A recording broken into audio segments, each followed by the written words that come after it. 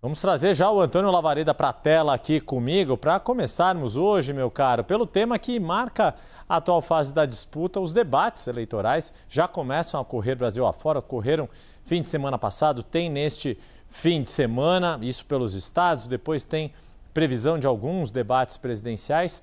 E na pesquisa CNT-MDA, que foi divulgada nesta semana, quase 40%, 39,3% dos entrevistados dizem que os debates são importantes para conhecer melhor os candidatos e debater propostas, e outros 21,7% veem como uma boa oportunidade de observar as reações dos candidatos quando confrontados diretamente. Se a gente somar, as duas visões positivas chegam a 61% ante 32%, arredondando, que consideram os debates ruins, porque veem como discussões pessoais ou um formato até desgastado. Queria a sua percepção, ou melhor, a sua avaliação, Lavareda, desta percepção positiva que os eleitores têm dos debates e o risco que os candidatos sofrem ao não se fazerem presentes nesses confrontos diretos. Yuri, em primeiro lugar, boa tarde a você, boa tarde a quem nos acompanha na CNN. Os debates, Yuri, são fundamentais há 60 anos, praticamente, nas campanhas internacionais. Estamos falando do mundo afora e também no Brasil. Para quem se interessa por debates, inclusive, eu recomendo dois trabalhos, duas obras extremamente interessantes a respeito. Uma que foca os bastidores dos debates, é o do jornalista Fernando Mitre, Debates na Veia, um livro que vale a pena ler. E uma tese acadêmica voltada para os debates presidenciais da professora Sandra Vi dos Santos, uma tese de doutoramento em ciência política na Universidade Federal do Paraná. Vale muito a pena a leitura. Nesses livros, como em outras obras e outras análises, Yuri, nós vamos perceber que os debates hoje, que já eram importantes no passado, eu falei que eles existem há décadas na gramática das campanhas eleitorais, os debates hoje tomaram um significado novo, porque a televisão, né, ela entra como um cenário no qual eles têm lugar, mas os seus efeitos se desdobram por dias e dias e dias e semanas, além daquele momento em que eles foram travados. Os debates são mais ou menos uma usina de conteúdos.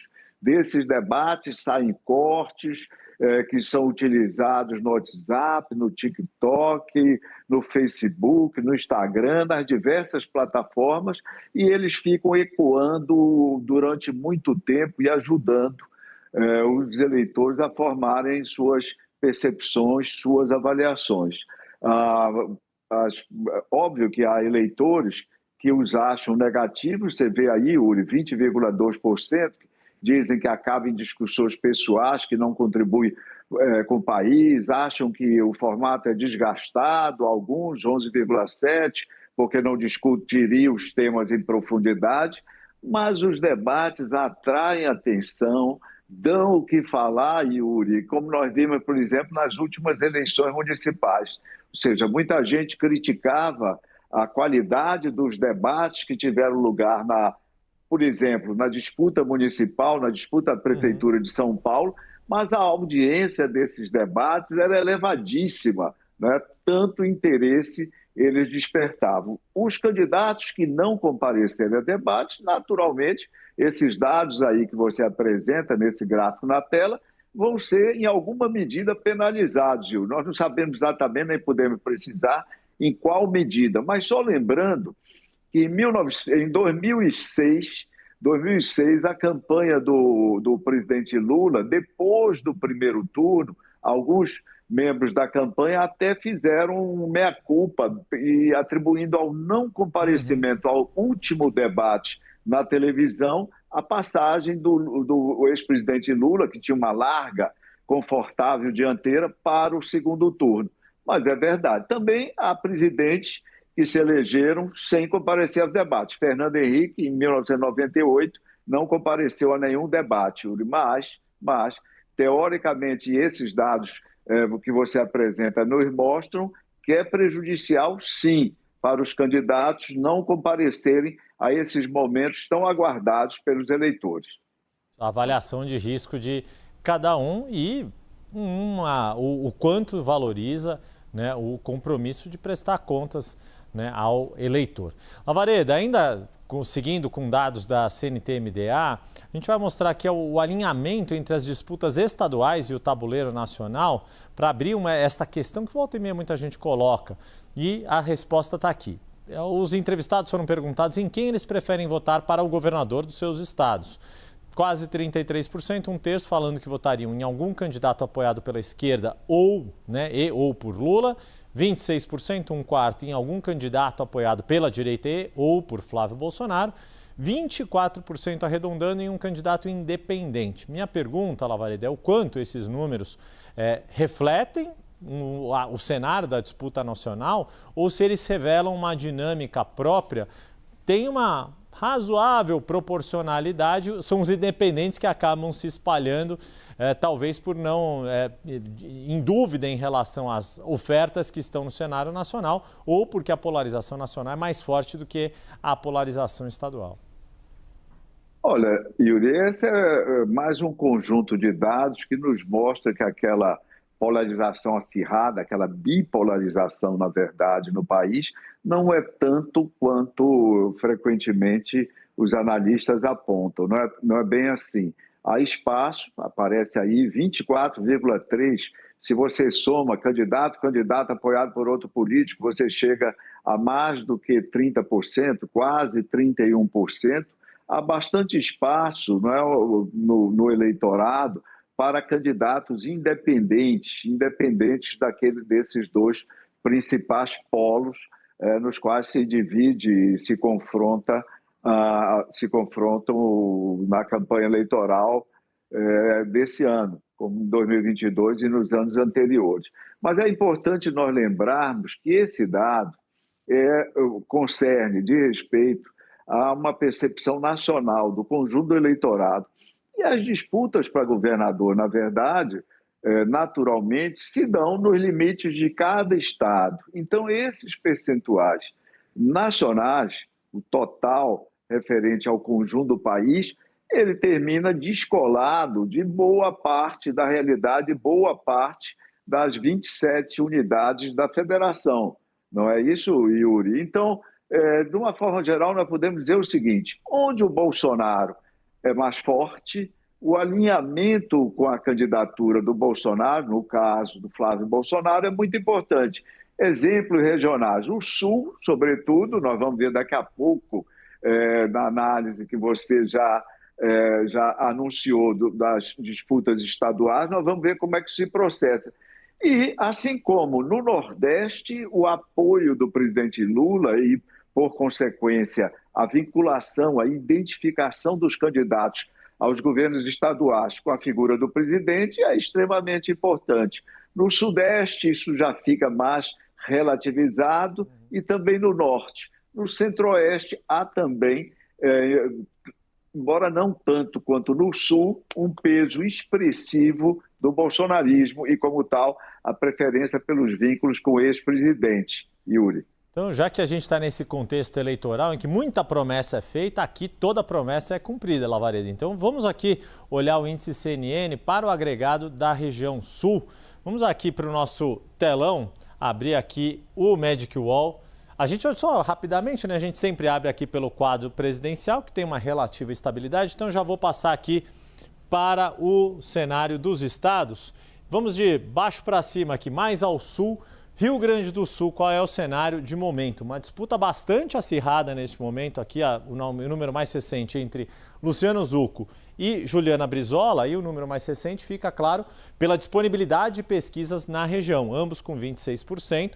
Gabriel Souza, do MDB, atual vice-governador, tem 8%, e Marcelo Maranata, do PSD, tem 3%. Completa aqui a tela, Regiane Oliveira, do PSTU, com 1%. Esse é o cenário, então, que a gente tem uma disputa bem polarizada, esquerda e direita no topo, e o candidato apoiado pelo governador Eduardo Leite, tentando quebrar essa polarização, assim como o tucano Marcelo Maranata, Gabriel Souza, estão ali lá abaixo.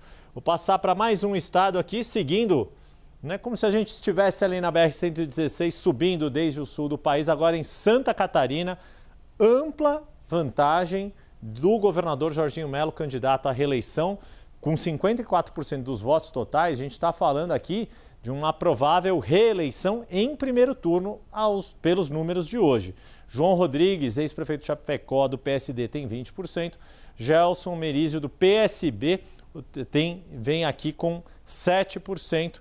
E demais candidatos aqui com 2% e 1%, o que mostra esse favoritismo de Jorginho Melo, do PSD. Agora, seguindo no Paraná, aqui tem um cenário mais interessante. O que aconteceu no Paraná? Segue a liderança de Sérgio Moro, como a gente vê nas 3 etapas, e o número foi atualizado neste momento, porque houve uma situação ali, uma articulação política comandada pelo governador Ratinho Júnior, que não pode mais se reeleger. Ele defende Sandro Alex, do mesmo partido PSD, e conseguiu uma união com Rafael Greca, do MDB, que antes aparecia aqui em cenários como terceiro lugar. E com esta junção de forças, Sandro Alex dá uma espichada aqui.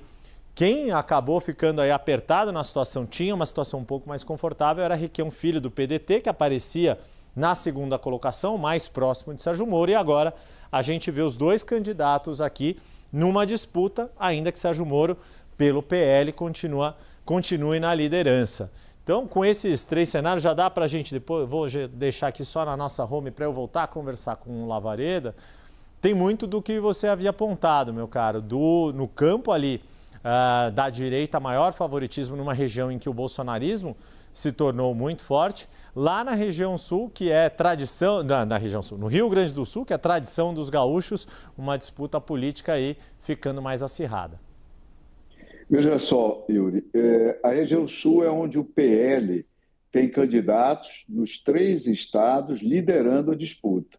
O PL, no conjunto do país, nesse momento, lidera as eleições para governos estaduais em 5 estados, e desses são 3 na região sul que você apontou, mais um no centro-oeste, ali em Mato Grosso, e outro, o senador Wellington, e outro em Rondônia, no norte do país. Então, são 5 estados que o PL lidera. Agora, vendo cada um dessas unidades da federação que você apresenta, Yuri, é interessante nós compararmos com a eleição passada, com o que se deu em cada eleição e a diferença de 4 anos atrás para cá, do ponto de vista da comparação com resultados, com esses números atuais, que são médias bayesianas do índice CNN. No Rio Grande do Sul, só lembrando, o Rio Grande do Sul foi uma eleição, da última vez, tripolar. O que foi curioso naquela eleição do Rio Grande do Sul, Yuri? O Eduardo Leite terminou o primeiro turno em segunda colocação com 26% dos votos, e deu um salto para 57% e ultrapassou o Onyx Lorenzoni, que tinha terminado em primeiro lugar. Nós vamos ver agora, é preciso ter muita atenção nesse terceiro colocado, um candidato do MDB, que foi vice-governador do Eduardo Leite, e ele, segundo a análise política, a análise diz que ele pode vir a surpreender. Vamos prestar atenção. No Paraná, nós tivemos, na última eleição, um cenário bipolarizado, mas o Ratinho Júnior liquidou no primeiro turno com praticamente 70% dos votos. Ratinho Júnior é o grande eleitor do Paraná. Seu candidato não lidera ainda as pesquisas, aliás, está ali no empate técnico na segunda colocação ainda, que está meio embolada, mas nós precisamos prestar atenção na perspectiva de evolução desse candidato. Ele tem potencial a partir da aprovação superlativa do governador Ratinho Júnior. E em Santa Catarina, Yuri, é interessantíssimo. No momento, nós temos esse quadro, o governador Jorginho lidera as pesquisas, pode ganhar no primeiro turno, como você apontou, mas no segundo turno de 2022, ele teve 71% arredondados, 71%. Ele está bem abaixo, então, do patamar que teve. Em 2022, ele saiu de 37, 38, 39 arredondado no primeiro turno para aqueles 71%. A eleição em Santa Catarina é tão diferente agora, porque em 2022 ela foi quadripolar. E 4 candidatos tiveram mais de 10% dos votos do primeiro turno. E se você arredondar os 9,8 de Esperidião a mim, você pode dizer que foi um estado pentapolar como Pernambuco, que nós comentamos na semana passada. Tem muita água para rolar embaixo dessa ponte, mas nós vamos prestar atenção nesses aspectos que eu mencionei, sobretudo. E lembrando lá em Santa Catarina, a despeito dessa multipolaridade que você apontou, Lavaredo, nem para o segundo turno foi o governador da época, o governador comandante Moisés, que era, né? Normalmente os governadores têm a vantagem aí da incumbência, mas naquela eleição ele não conseguiu chegar nem ao segundo turno. Para a gente fechar, Lavaredo, olhando mais uma vez o quadro nacional, como você sempre aponta, a importância da aprovação do governo de momento que a gente vai trazer aqui. Então vou voltar para o nosso telão. Vamos agora aqui no Magic Wall olhar a aprovação do governo Lula, que segue aqui com esse cenário de estabilidade. A gente tem apontado isso, desse saldo zerado aqui no mês de agosto. Alguns levantamentos já saíram, a gente vai terminar aqui depois do mês e arredondar aqui. Lavareda, o que eu quero falar contigo, né, e tratar aqui sobre esse aspecto a gente está aqui no início da campanha oficial. A partir de domingo, finalmente os candidatos podem falar aquilo que é a função básica de um candidato, é virar para o eleitor e falar, vote em mim. Até sábado não pode, a partir de domingo pode fazer isso. Como é que esse momento da campanha oficial, na sua avaliação, pode influenciar a trajetória das curvas que a gente tem visto? Essa aproximação da aprovação que estava abaixo da desaprovação, que dava o saldo negativo que a gente apontou ao longo de todo o primeiro semestre deste ano, como é que isso vai poder ser afetado pela campanha propriamente dita? Yuri, o que é a campanha? Como é que a campanha afeta essas curvas e por que, em última instância, as campanhas importam? As campanhas são, de fato, relevantes, porque aumenta exponencialmente a exposição das candidaturas aos eleitores.